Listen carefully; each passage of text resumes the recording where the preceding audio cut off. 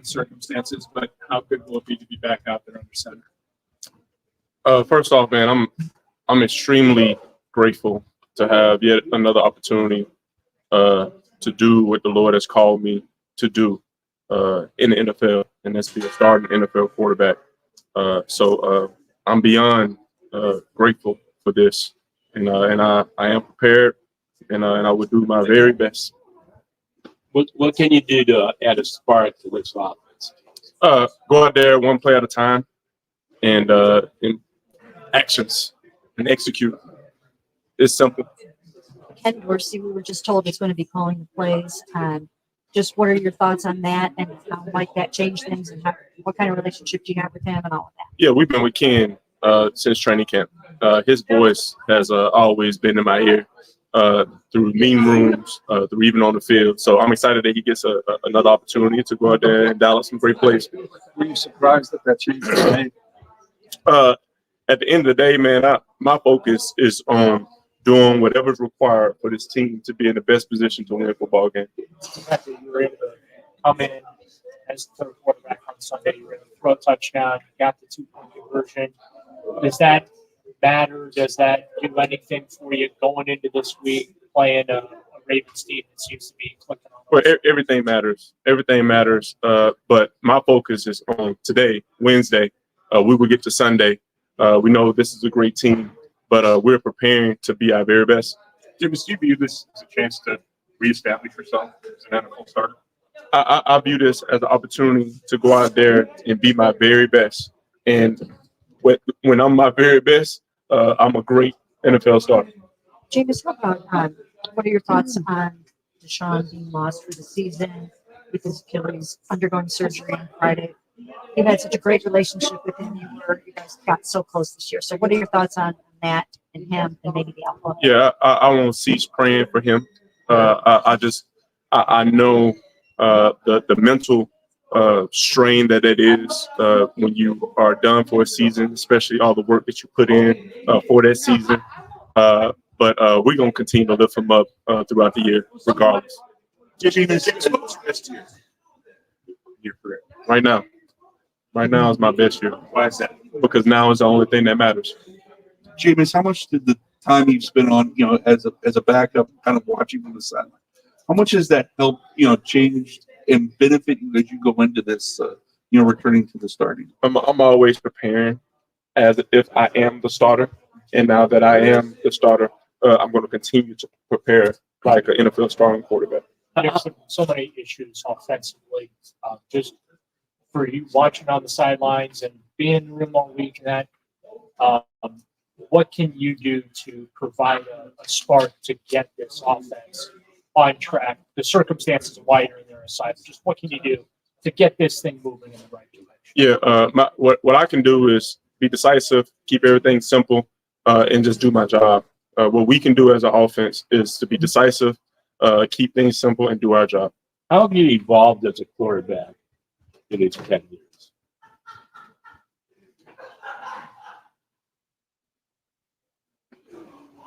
When I had the opportunity to sit behind Drew Brees and Sean Payton in 2020 during the year of COVID, then I understood the importance of the process of being an NFL quarterback. What does it take to beat this specific team?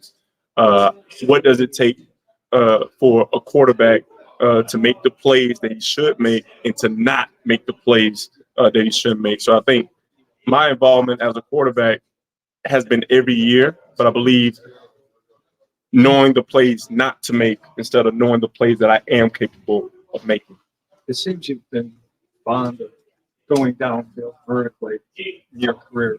Is that something this offense has lacked to this point, for whatever reason? What's more important is our execution. We have had some good drives, sustained drives. We have to continue to build on drives and give our defense a breather, whether that's taking what the defense gives us. We all want to attack the ball down the field vertically. Like, that's explosive, that's fun football. And that's what we're trying to incorporate as offense, is get back to playing Cleveland Browns fun football. What did Drew and Sean the time in New Orleans? What specifically did they show you about the process? The continuity and really knowing what does it take this week to beat this team. Every NFL game is not the same, as we all know, but there are little intricacies and processes that you have to be willing to be put in place for your approach for that game. How do you feel like you might be a better quarterback now for this start on Sunday than you were even 2 years ago for your previous start? Well, I'm not really. I know I'm a better quarterback now because now is the opportunity that I have. 2 years ago, I don't even remember 2 years ago. I'm focused on right now. Hey, Jameis, we talked so much about your leadership. How is that important right now, given 5-game losing streak, 1-6, play color change, everything that's going on? How can you kind of galvanize the guys around you? By being consistent with who I am. I'm not a guy that hangs on the fence. I'm going to be out in front, out in the open, and I'm going to be who I am every single day. One of my greatest traits is being authentic, and I think my teammates respect that. Nothing different is going to change besides a new quarterback. Is it easier to use your natural leadership ability now that you are back out in front as a starter?